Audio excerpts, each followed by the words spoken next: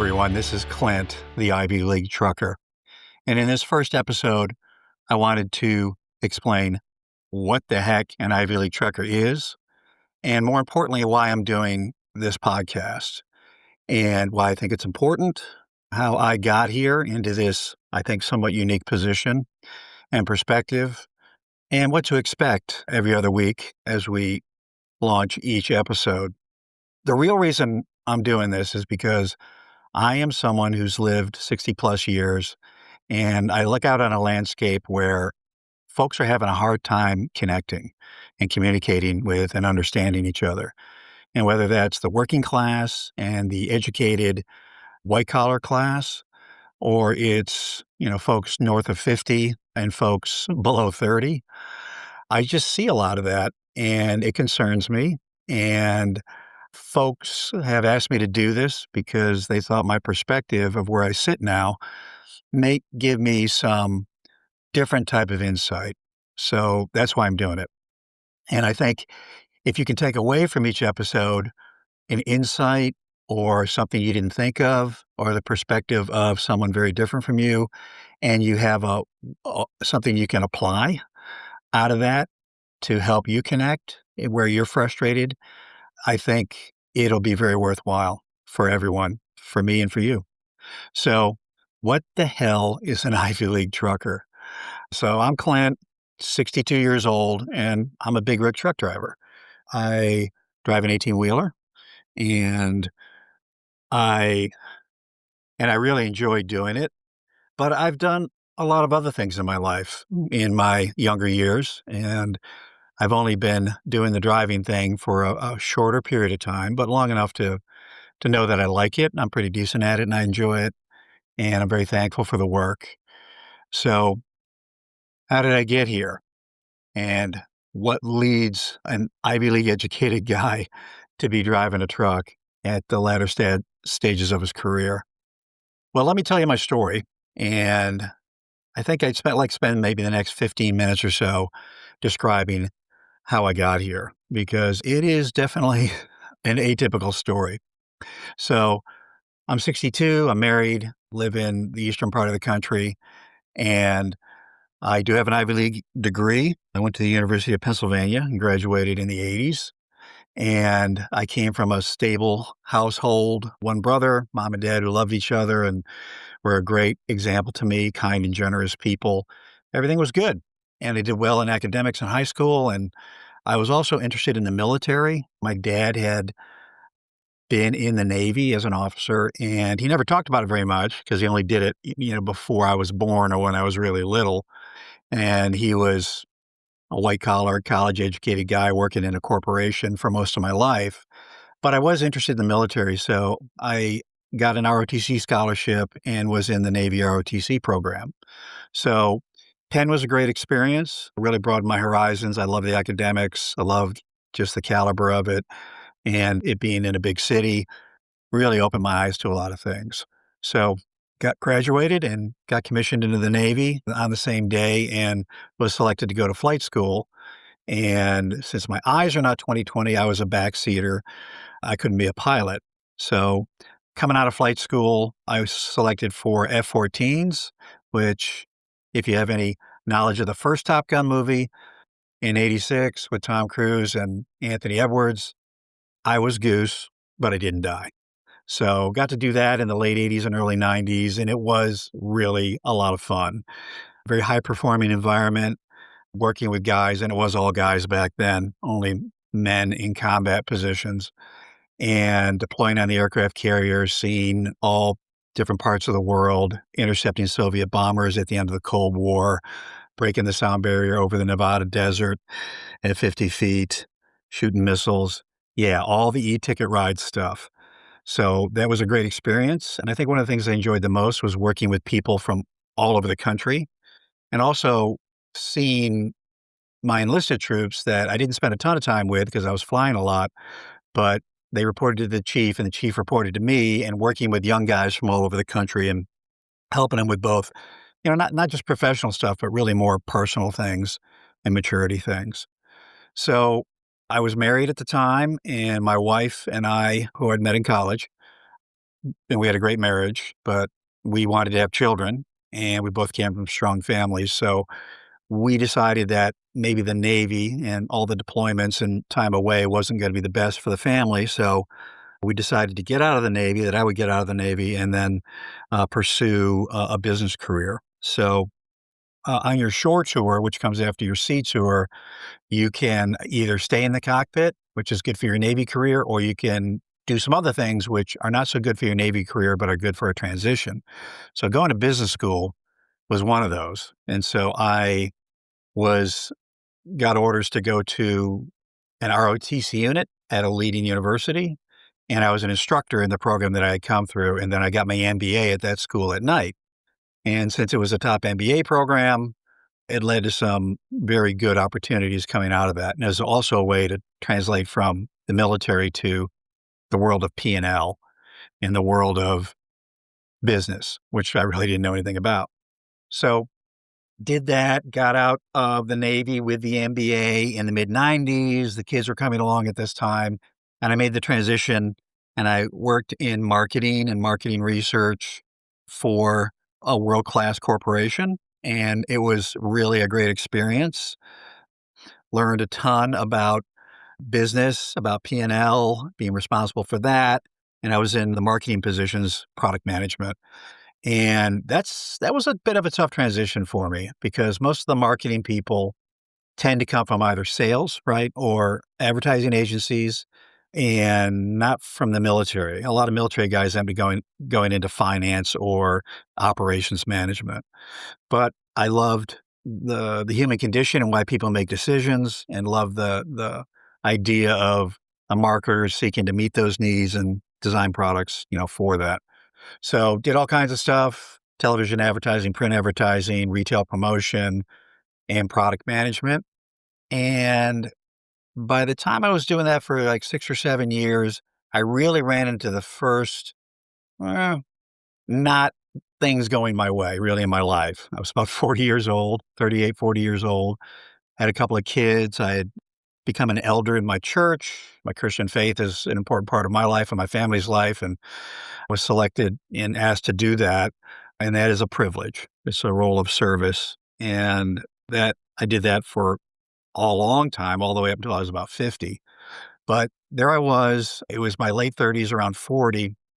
And I wasn't as competitive in the marketing role in this world class corporation. So I segued over to marketing research and had some success at that, but was really looking, quite frankly, to make more money and have a change. I also was kind of going through a bit of an anxiety and depression crisis over all this. This is the first time in my life where I wasn't like in the top, 10% or 15% of the people I was with.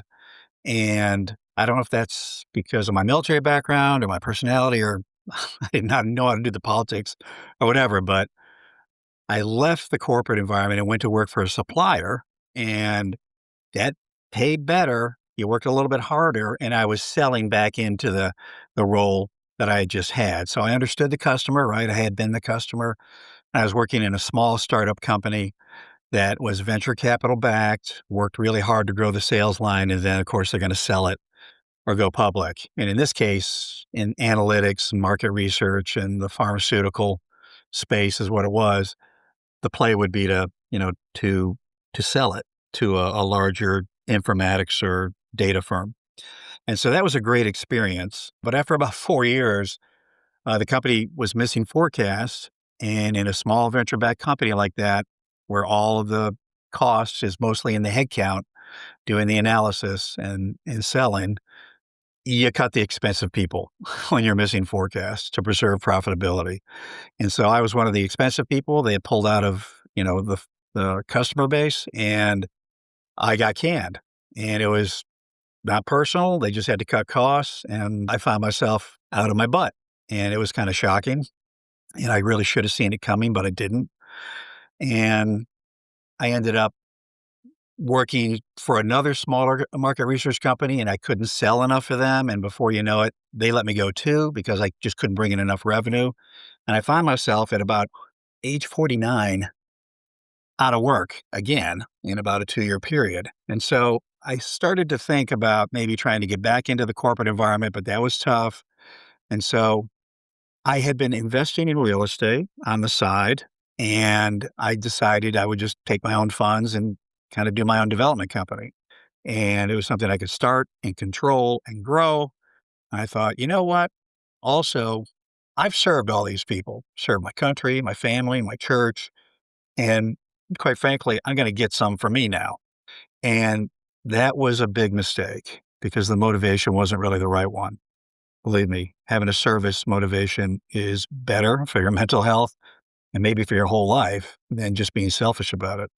But at any rate, I started my own thing, got my LLC, took most of my retirement funds and put them into the effort and started buying and developing properties. And it was actually a lot of fun. And I was feeling like it was going good. It was going good.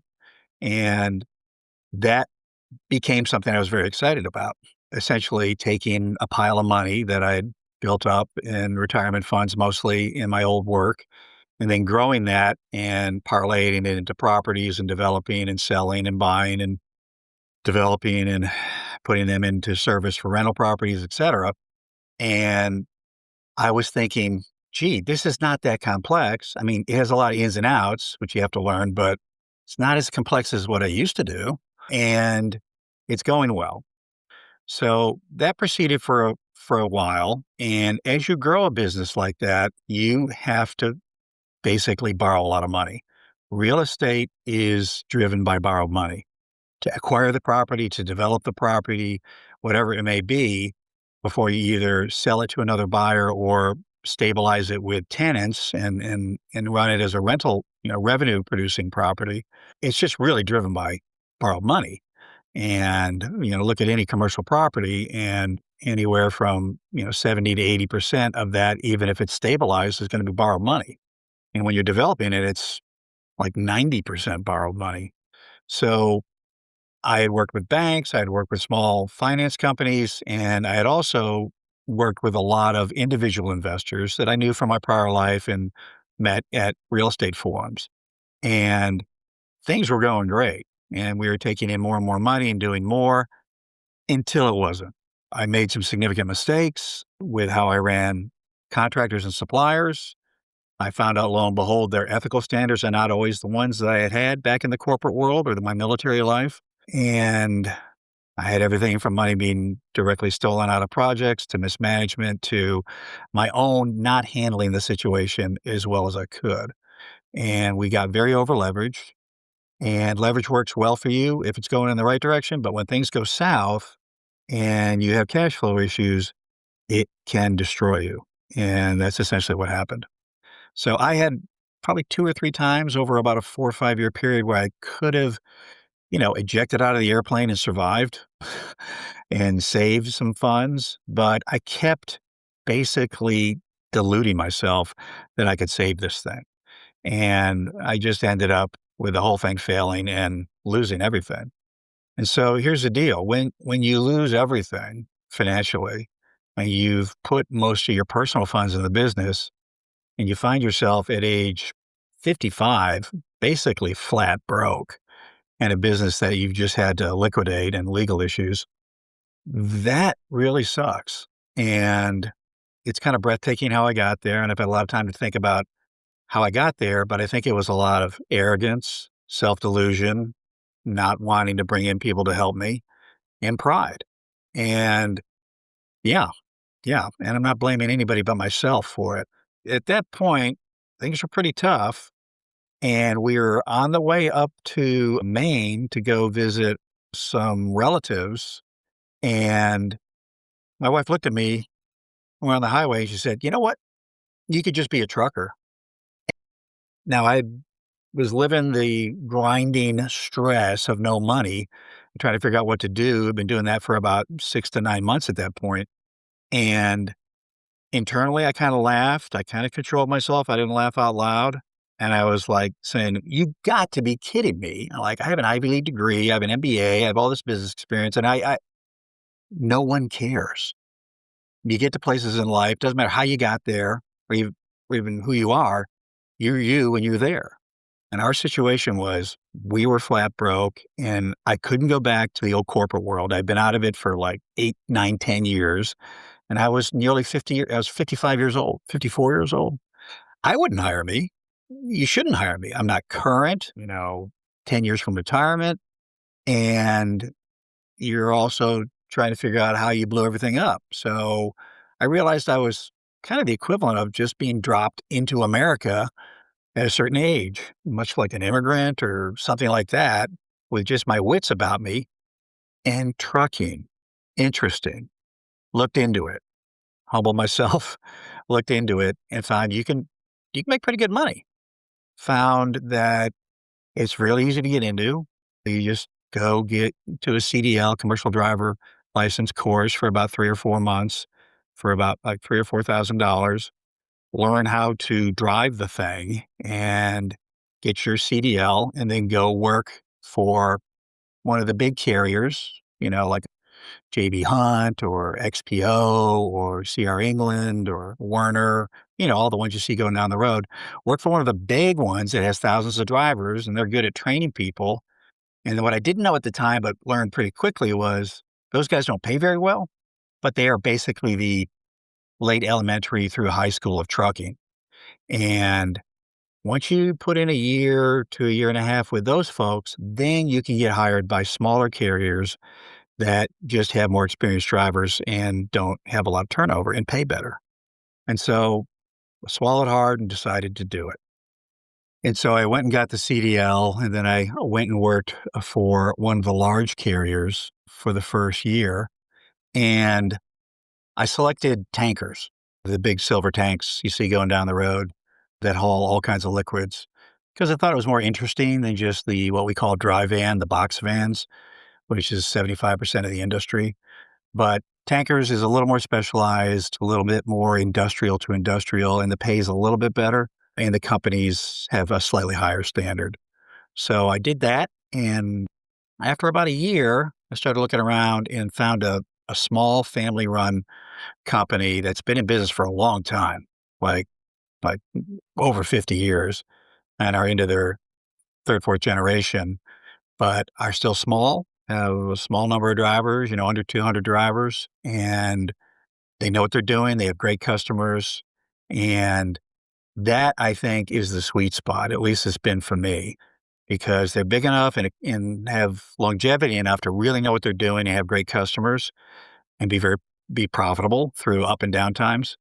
And but they're also small enough, and you can directly talk to the owner, and everybody kinda knows everybody pretty much, and it's more of a family feeling. That, I think, is the sweet spot in trucking, and it's been a great experience for me, and I really hope this is my last job. I'm in my early 60s now, and the kids are all, grown, gone, married, stable, and it's just my wife and I, and she works in the medical field, and I'm home on weekends, and you can either be gone for weeks at a time or be home on weekends or be home every night. You can draw those are the ways you drive in this business, and I'm kind of in the middle. I'm a regional driver. I'm home every weekend, so I see my wife every weekend and have kind of the non-trucking life on most Saturdays and Sundays, and then Monday to Friday, I'm on the road, and the money's fine. It's about half as much as I would have been making at this stage of my life if I'd stayed in that old corporate job and not left back in '08, but it'll get us to our goals, which is all it needs to do, and I really like the work. And more importantly, it's really given me a different perspective on things. I essentially am a blue-collar guy now, and I rub shoulders with blue-collar guys and gals, but mostly guys, in trucking and the maintenance people and all the other truckers on the road and all of the customers, which are basically in industrial environments. And it's just very straightforward and refreshing. And it's given me insight into so many things I never would have even thought about if I'd stayed in that, top 20 school, MBA, major corporation type of life. And that's why I'm doing Ivy League Trucker, because it's given me the ability to see things differently and connect with people in a different way. And it gives me a lot of joy actually to do that. It helps center me on the things that are important. And it's given me a lot of empathy and compassion and connection with people who I never would have connected with. Heck, I never would have met. And it's opened my eyes to a lot of things too. So if you're willing to come along for the ride with me, here's what we're going to do. Each week will either be an interview of somebody on the working class or younger side, and the others will be my own observations and stories from the road. But the focus is going to be about how do we understand and connect with others that don't come from the background we come from. I think I heard from a lot of my peers that I was telling them stories and insights from these places, and they said, you should just do a podcast because they were struggling with connecting with the next generation down. Quite frankly, our kids. I'm in my early 60s. That means my kids are all around 30-ish, around that age frame. And so many of my peers and even family members were saying, I can't connect with them. I have a hard time connecting with them.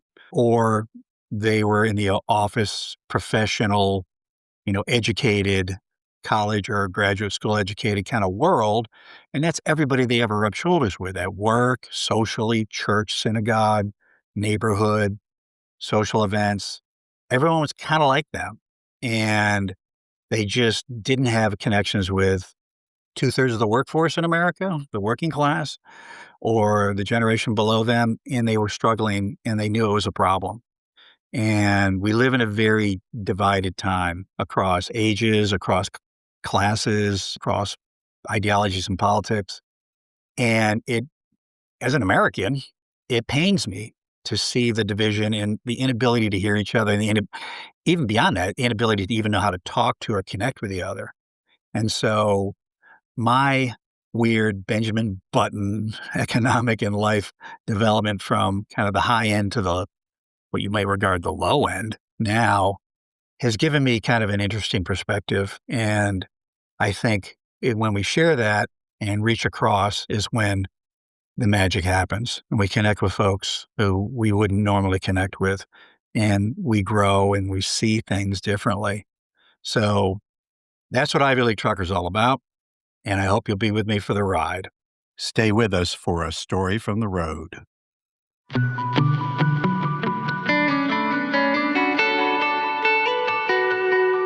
Hey, everybody, this is Clint on October 30th. This is the next segment of Ivy League Trucker. I call this one The Kindness of Strangers. Back in June, I was doing loads back and forth to North Carolina, and it gets fairly hot in North Carolina in June. And on one of my runs on Monday, the AC went out in my truck, and my dispatcher asked me if I wanted to continue driving that week. And I said, well, yeah, I don't get paid if I don't drive. And he said, gee, some of our other drivers won't go anywhere without the AC. I said, it's going to suck, but, I'll open the windows and run the little clip-on fan and see how we do. So I headed out and ended up down in North Carolina. I delivered my load, and on the way back, I got to about the third or fourth day of the week, and it was just hot. I wasn't able to sleep well, in the evenings. I had been sleeping with the windows open and running the little fan, but the back of the truck, it's a box, where you stay in the sleeper berth, and it gets hot. So I finally put my hand up and called the operations folks and said, guys, I need a hotel room. I got to cool down. And they said, oh, yeah, no problem. So they arranged it, and I ended up in Henderson, North Carolina, which is right off 95, right near the North Carolina-Virginia line, central northern part of North Carolina.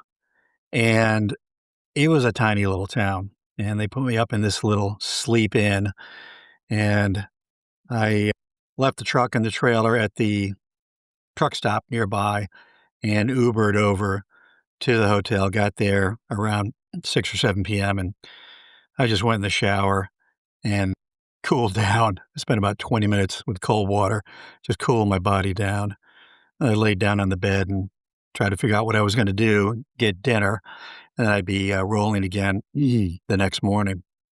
So I went down to the lobby, and it was a Thursday early evening in this small little town, and there were just 2 ladies at the desk, nothing going on, and I said, "Hey, what does one do for some eats in this town?" And they said the lady at the desk said, "Sugar?" Called me Shug, and said, "Shug, you can go into town, but I don't quite recommend that because it's a little dangerous. Shug, you should just go across the highway to the Cracker Barrel." I said, "Oh, okay, fine." And she told me where it was, and I was about to leave. I said, "Okay, I'll walk over. I'm fine." And this other lady, kind of heavyset, who was sitting kind of tucked in the corner behind the desk, said, "Hey, you want a ride over there?" And I looked at her and I said, You don't know me from Adam, and I'm a guy and you're a woman. I probably shouldn't take a ride from you." And she just looked at me and said, "Honey, it's no problem." And so I said, "Okay." So she got up, and it seemed like they were both friends. And the heavyset lady, we'll call her June. It's not her real name, but we started walking out, and she said, "Now hang on. I got to clean out my car a little bit before we can get in." As we walked across the parking lot, she had kind of a banged up sport utility vehicle. And as I got near it, I realized, wait a minute, she lives out of this thing. She's homeless and lives out of this car. And so she took about 5 minutes to move things around. And I stood back and I said, "Gee, you really don't have to take me over there and go through this trouble. I'll just walk." She said, "Honey, it's no problem at all." And so she got things moved. And I looked in there, and I mean, I know people live out of their cars, but I'd never really seen one. And everything she owned was in there. She had a lot of bedding, she had personal effects and everything just stuffed in the back with the third seat down or the back seat down. And so she got in, I got in the passenger seat, and I said, "So you live out of this thing?" He says, "Yep, I live out of it." I said, "Gee, I'm really sorry."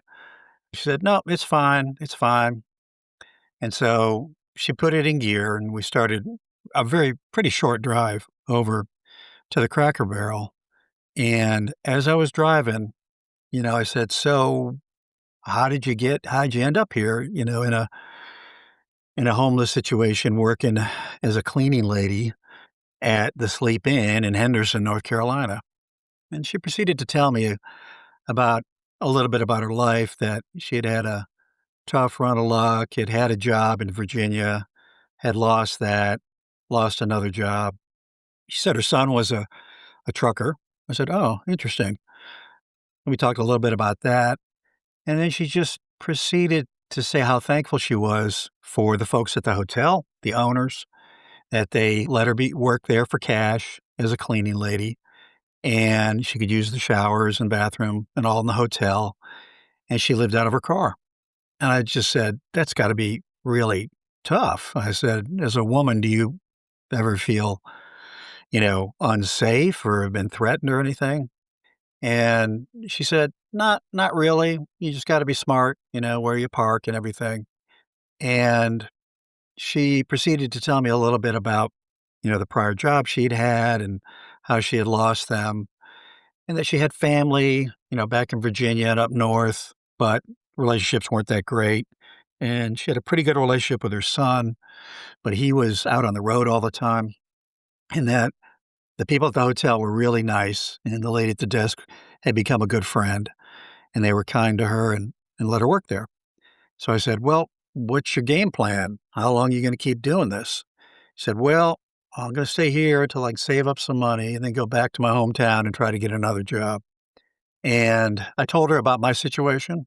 I told her how I had gone from, making a lot of money to tanking my business to not having money, and that I became a trucker about 5 years ago, and that I was very thankful for family who helped and for others who helped along the way, and that it was a good life. And the the people who employed me, the owners of the company, were straightforward and good people and treated us well, and I was making decent money, and that I hope to be able to do this, until I retired. And so about that time, we got over to the Cracker Barrel, and she pulled up in front of it. I'm looking at the rocking chairs, people going in and out, and I just looked across at her and said, June, you have a great attitude for someone who's, lost a lot and is living pretty rough." And she just said, "You just got to take things one day at a time, and you rely on the kindness of strangers." And as she said that, I realized she was genuinely meant it. I could see it in her eyes that she was calm and accepting of what had happened to her, and that she did have some plans to get out of it. But for now, this was okay. She was thankful to have some folks that would employ her and be kind to her. And she was thankful for the relationship she had with her son, even though she barely saw him because he was gone on the road all the time. And that she hoped to get back home and get back on her feet and do something a little more permanent and make enough money to be able to have an apartment or whatever. And so she said, "Good meeting you. Good getting to know you." And I said, "June, it was really good getting to know you too." And I said, "Can I pray for you?" And I've never had anybody turn down prayer, no matter what their faith status was. And so I just lightly grabbed her hand and said, "Lord, pray you would bless June and allow her to get a better situation. And we're thankful that she has what she needs right now and she feels safe." And I went into the Cracker Barrel and had a decent meal. And, as I was eating that meal, and a waitress came over and she was also kind. I know maybe it's North Carolina and everybody's polite, but I just thought about June. And I thought, 10 years ago or whatever, when I was making a lot of money and had a lot of responsibilities, I never would have talked to somebody like June. And if I'd seen them, I would have, I don't know, I probably wouldn't have seen them at all, just walked right by them. And I wouldn't be at that sleep in Henderson, North Carolina, in somewhat of a state of need. I mean, my company was putting me up until the next day. I just needed to find some dinner. And that she would offer to take me over there sight unseen, also me being a guy and she being a woman. And I just didn't detect bitterness in her or even a whole lot of sadness. And I thought about somebody like that, I wonder what her family thinks of her. I wonder if she's the one who, the screw up, the one who couldn't hold down a job, the one who had bad habits or made bad decisions or whatever. And I thought about that. And I thought about her attitude was just a great attitude in a tough situation. And I was thankful, not so much because it made me feel better about my situation. It did, but also just to see somebody like that and to talk to them one on one and for us to be, honest and straightforward with each other and connect. And I thought about her kindness and her courage to let me ride in her car and just her plain spoken nature and good heartedness about it all. And it really encouraged me. And I was thankful. And I was glad that I slowed down a little bit and asked her about her situation and listened to what she had to say. I was also really thankful that she was a kind of person who would, open up a little bit. So I don't know if I ever see her again, but I do wish her the best. And the takeaway I take from this one is slow down. People get in front of you all the time. And if you slow down and look them in the eye and ask a few questions and wait for the answer, sometimes you can find out some really interesting stuff, which can give you perspective and also more thankfulness for your own situation. And so that was my story of the kindness of strangers. So the assignment out of this one is see in the next week or so if you can slow down and talk to somebody who is a stranger, who you're running across or have to interact with. And if they're willing, ask them a few questions about how they're doing or what their situation is. The worst thing they can do is just say no, but you might just get to experience the kindness of strangers. Until next time, this is Clint, the Ivy League Trucker.